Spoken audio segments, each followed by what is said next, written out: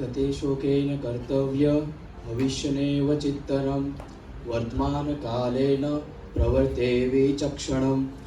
यह श्लोक अर्थशास्त्र के रचयिता एवं चाणक्य ने दिया है।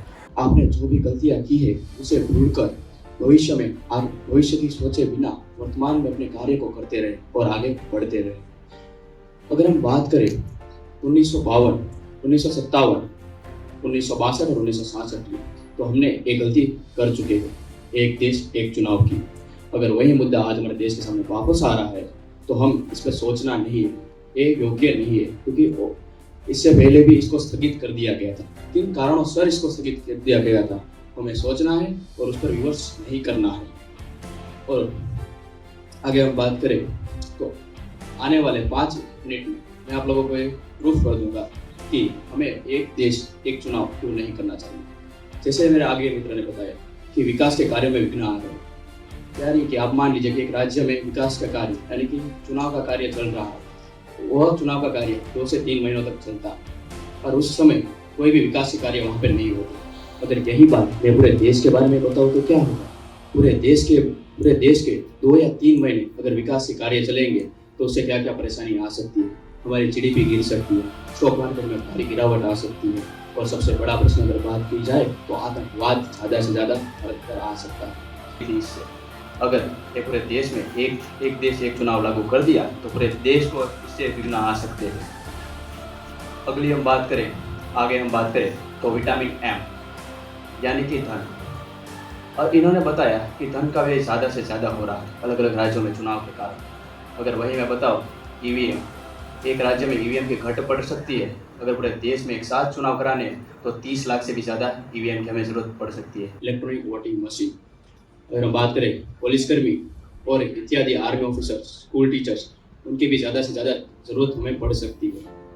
आगे हम लोग बात करें तो वर्तमान समय में अभी राजस्थान में चुनाव होने वाले हैं, लोकसभा और विधानसभा के। उसके 1 साल बाद वह मुंबई में होने वाले हैं और उसके 1 साल बाद दिल्ली में होने वाले हैं।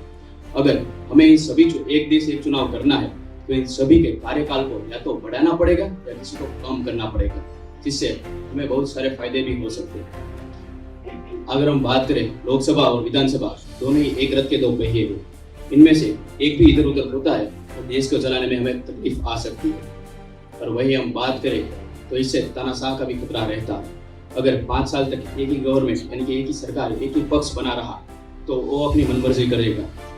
1 साल की चुनाव हो गया, उसमें चुनाव हो गया उनका, फिर 3 साल आराम करेंगे, आखिर के 2 साल विकास के कार्य के अपना काम बढ़ाएंगे और फिर दिखाएंगे हमने इतने लोगों को स्कॉलरशिप दी, हमने इतने लोगों को जॉब दी और 5 साल तक वापस आ जाएंगे।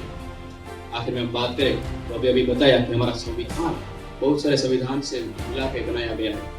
उसका मेरा ये जवाब है कि आ गया है अगर लोकसभा और विधानसभा को 50% से ज़्यादा लोग सहमत होते हैं तो एक देश एक चुनाव लागू किया जा सकता है।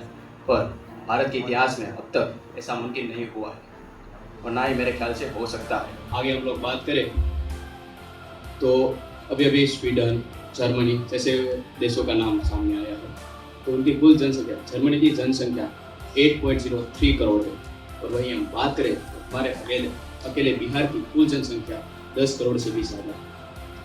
और यही बात एक छोटी सी कहानी से मैं आपको समझाऊँ तो एक गांव था, उसमें एक परिवार रहता था। परिवार में 7 लोग थे, उनके घर में बहुत सारा धन था। एक दिन चोर की नज़र उस पर पड़ती है और चोर सोचता है कि मैं कब इस घर में चोरी करूं। पर चोरी करने में ये दिक्कत आती थी कि कोई ना कोई उस घर में रहता ही था। फिर एक दिन ऐसा आया कि सब लोग घर छोड़ के चले गए और चोर ने उस पर चोरी कर ली। वह चोर और कोई नहीं, आतंकवाद और बेरोजगारी जैसी चीज़ें थी। वो घर हमारा भारत देश है और नागरिक हमारे आम नागरिक है। इन्होंने पहले कहा कि एक देश एक कर, हमने मान लिया। फिर इन्होंने कहा एक देश एक चुनाव, वो भी हम चलो मान लेते हैं। फिर ये लोग कहेंगे एक देश एक प्रमुख, क्या हम मान पाएंगे? अगर मेरे इन प्रश्नों का जवाब मिलता है तो ही मैं गर्व से कह सकूंगा सारे जहां से अच्छा हिंदुस्तान हमारा, हिंदुस्तान हमारा।